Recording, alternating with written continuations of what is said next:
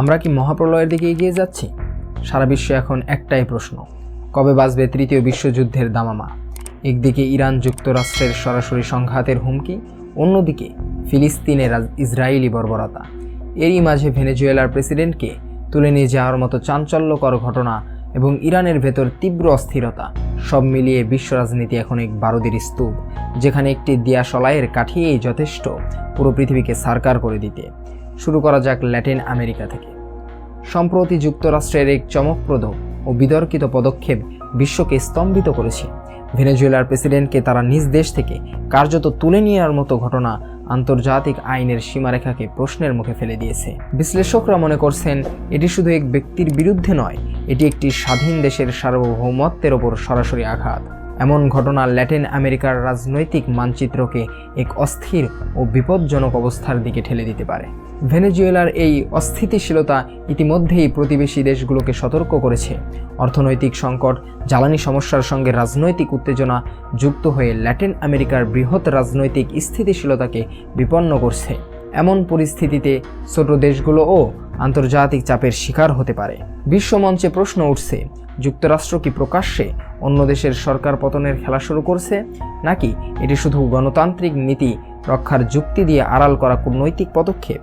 ইতিহাস দেখিয়েছে এমন ধরনের হস্তক্ষেপ প্রায়শই সামরিক সংঘাত ও বেসামরিক বিপর্যয়ের দিকে ঠেলে দেয়।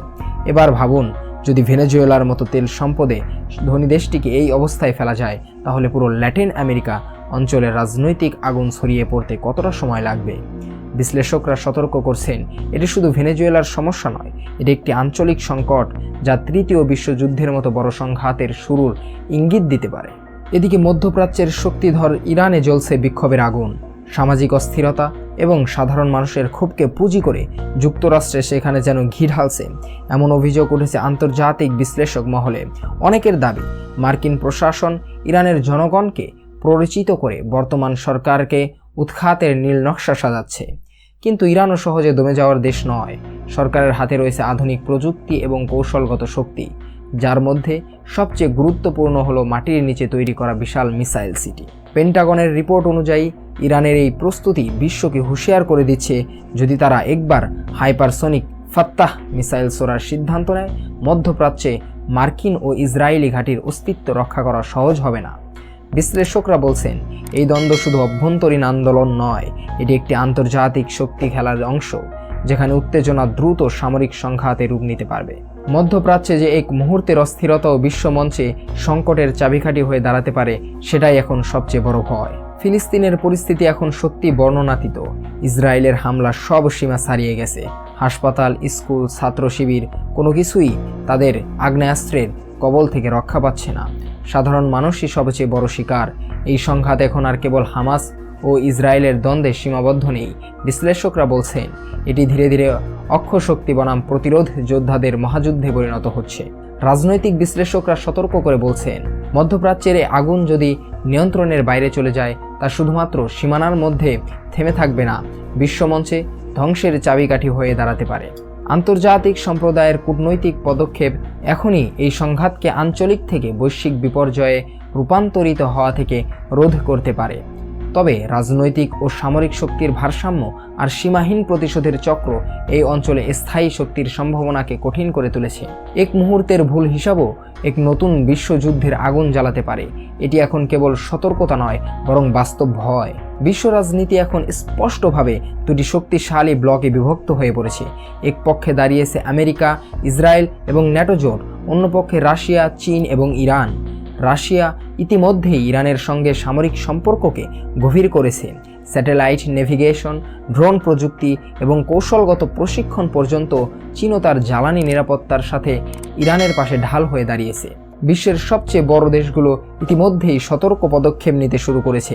কাতার থেকে মার্কিন সেনা প্রত্যাহার, ইরান ইসরায়েল থেকে বিদেশি নাগরিকদের সরে যাওয়ার নির্দেশ, এসবই নির্দেশ করছে যে এটি একটি আসন্ন প্রলয়নকারী সংঘাতের পূর্বাভাস। বিশ্লেষকরা বলছেন, এই দ্বিধাবিভাজনের মধ্যেই সাম্প্রতিক বিশ্বের ভূরাজনৈতিক ভারসাম্য ভেঙে পড়ছে, যা ছোট কোনো ঘটনা থেকেও বৈশ্বিক সংঘাতের সূত্রপাত ঘটাতে পারে। সামরিক বিশ্লেষকদের মতে, যদি ইরান হরমুজ প্রণালী বন্ধ করে দেয়, তাহলে বিশ্ববাজারে তেলের দাম এক মুহূর্তে ব্যারেল প্রতি $200 ছাড়িয়ে যেতে পারে। এর ফলে শুধু অর্থনীতি নয়, বৈশ্বিক খাদ্য ও জ্বালানি সরবরাহের স্থিতিশীলতাও বিপন্ন হবে। ইউরোপ ও আমেরিকার শিল্পক্ষেত্র থেকে শুরু করে প্রতিদিনের জীবিকা সবই অচল হয়ে পড়তে পারে।